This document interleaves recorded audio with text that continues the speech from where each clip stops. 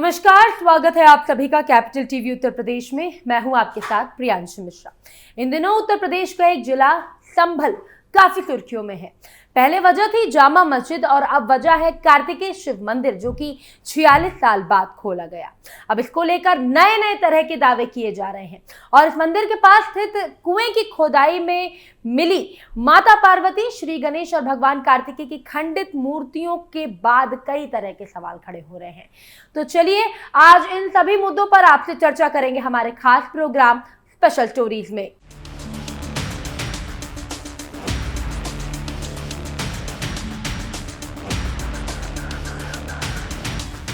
उत्तर प्रदेश के संभल जिले से इन दिनों लगातार कोई ना कोई खबर निकलकर सामने आ रही है। जामा मस्जिद हरिहर मंदिर विवाद के बीच अब कार्तिकेय शिव मंदिर का मामला भी तूल पकड़ता हुआ नजर आ रहा है। 1978 के दंगों के बाद ये मंदिर बंद कर दिया गया था और उसको 46 साल बाद अब दोबारा खोला गया है और ये मंदिर प्रशासन की तरफ से खोला गया है। लेकिन सबसे बड़ा सवाल ये खड़ा हो रहा है कि 1978 में दंगे आखिर हुए क्यों थे। तो चलिए पहले आपको बताते हैं पूरी कहानी। ट्रक यूनियन की तरफ से 10,000 का चेक दिए जाने के बाद भी डिग्री कॉलेज में सदस्यता न मिलने पर मंजर अली के साथियों ने मिलकर दंगों की साजिश रची थी। बाजार में भीड़ के साथ भड़काऊ नारेबाजी करते हुए जबरन दुकानें बंद कराने पर दोनों पक्षों के बीच घमासान हुआ। इस सांप्रदायिक दंगे में मारपीट, पथराव, लूटपाट, आगजनी और फायरिंग की गई थी, जिसमें 10 से 12 हिंदू मारे गए थे और महीनों तक कर्फ्यू लगा रहा था। समझ नहीं आ रहा है ना कुछ? चलिए पूरी कहानी विस्तार से बताती हूँ। संभल में एक डिग्री कॉलेज था जो Mahatma Gandhi memorial degree college के नाम से नगर पालिका कार्यालय के पास था। उसके संविधान के अनुसार प्रतिबंध समिति 10,000 रुपए दान देकर संस्था का परमानेंट मेंबर बना सकती थी। स्थानीय ट्रक यूनियन द्वारा 10,000 रुपए का चेक इस कॉलेज के कोष के लिए भेजा गया था, जिसकी रसीद मंजर शफी के नाम की थी और इसी आधार पर मंजर शफी कॉलेज प्रबंधन समिति के आजीवन सदस्य की हैसियत से इसमें सम्मिलित होना चाहते थे। लेकिन ट्रक यूनियन के पदाधिकारियों द्वारा यह लिख दिया गया कि उन्हें इसके लिए अभी तक किसी को अधिकृत नहीं किया है। ऐसे में एसडीएम की तरफ से जो लिखा गया कि इस कॉलेज की प्रबंधन समिति के उपाध्यक्ष थे, उन्होंने मंजर शफी को मान्यता नहीं दी थी। उधर साल 1978 में 25 मार्च को होली के मौके पर दो अलग अलग जगहों पर दो सांप्रदायिकों के बीच तनाव था। एक जगह होली जलने के स्थान पर किसी मुसलमान दुकानदार द्वारा खोखा रख दिया गया था, जबकि दूसरी जगह एक चबूतरा बनाया गया था। लकड़ी का खोखा होली जलाने के समय हटवाकर होलिका दहन किया गया था। कॉलेज कार्यक्रम में दी जानी थी उपाधियां। पहले की तरह ही 28 मार्च 1978 को महात्मा गांधी मेमोरियल कॉलेज में रंगारंग कार्यक्रम मनाया जाने वाला था।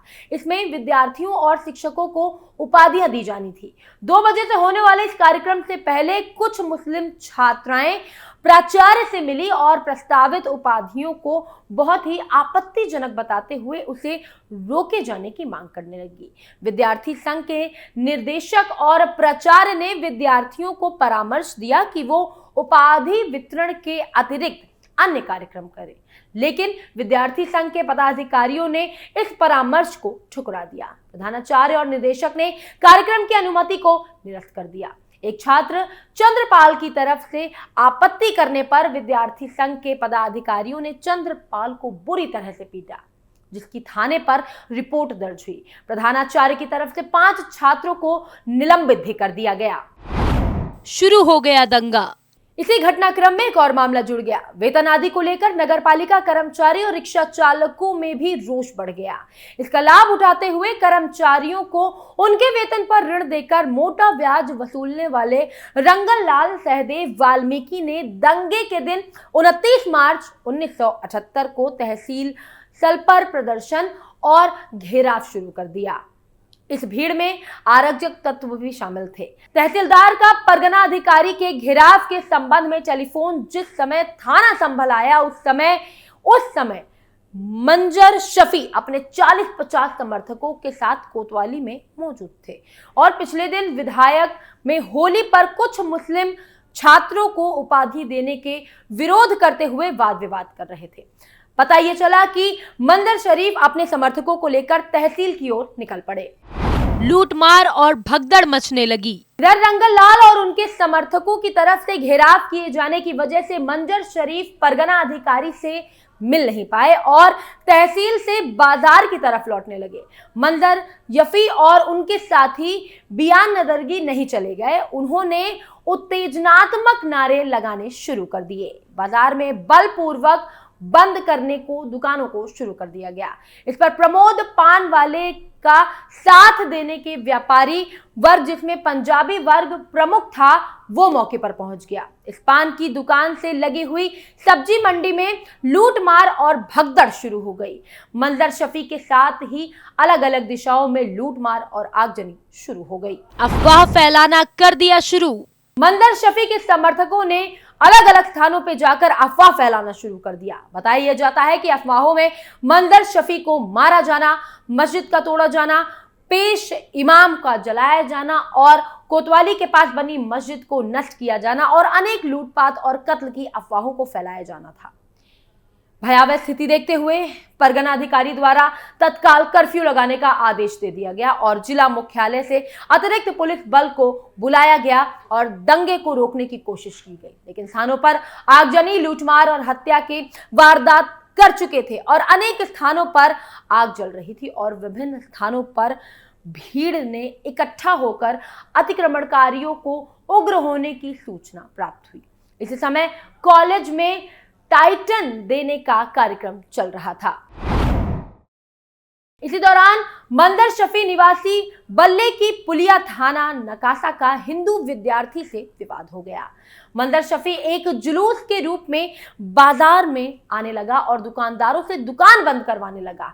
तभी बाजार में कन्हैया और प्रमोद गुप्ता ने दुकान बंद करने से इनकार कर दिया और कन्हैया की तरफ से त्रिपाल का डंडा निकालकर मंदर शफी को मार दिया गया। मारपीट शुरू हो गई। मुस्लिम द्वारा मुरारी लाल के फड का फाटक तोड़कर उसमें आग लगाने की भी बात प्रकाश में आई थी। वहीं अब संभल में अतिक्रमण की कार्यवाही भी जोर पकड़ती हुई नजर आ रही है। मंदिर के पास कई अवैध निर्माण किए गए थे, उसको लेकर योगी बाबा का बुलडोजर गरजने के लिए तैयार है। उत्तर प्रदेश के संभल जिले में एक ऐतिहासिक कदम के तौर पर मंदिर के पीछे अवैध निर्माण को ध्वस्त किया जा रहा है। मंदिर के मालिक मतीन के निर्माण की अवैधता को स्वीकार करते हुए कहा कि उनके पास निर्माण के लिए कोई स्वीकृति नहीं थी। प्रशासन द्वारा अवैध संरचनाओं को हटाने की व्यापक पहल के तहत में ये कार्यवाही की जा रही है। पुलिस की सहायता से ध्वस्तीकरण टीम अनाधिकृत क्षेत्रों पर विशेष ध्यान दे रही है। मतीन ने इन सभी अतिक्रमण को स्वेच्छा से हटाने की इच्छा जताई और मंदिर के प्रति अपनी श्रद्धा व्यक्त करते हुए कहा कि ये उनके बच्चों से भी अधिक महत्वपूर्ण है। मंदिर के फिर खुलने के साथ ही 1978 के दंगों की याद एक बार फिर से ताजा हो गई है। ये दंगे संभल के इतिहास का एक काला अध्याय माना जाता है, जिसके कारण हिंदू परिवारों को अपना घर और मंदिर छोड़कर क्षेत्र से पलायन करना पड़ा था। इस हिंसा के बाद 45 से भी ज्यादा हिंदू परिवारों ने संभल छोड़ दिया था और इसी दौरान हिंदू परिवारों के लिए शरण स्थली बने एक व्यवसायी की हत्या ने हालात को और भी गंभीर बना दिया था। मुख्यमंत्री योगी आदित्यनाथ ने यूपी विधानसभा में इन दंगों का जिक्र करते हुए हिंसा की कड़ी निंदा की है। उन्होंने कहा कि हिंसा भड़काने और सांप्रदायिक सौहार्द को बिगाड़ने वाले को कठोर परिणाम भुगतने होंगे।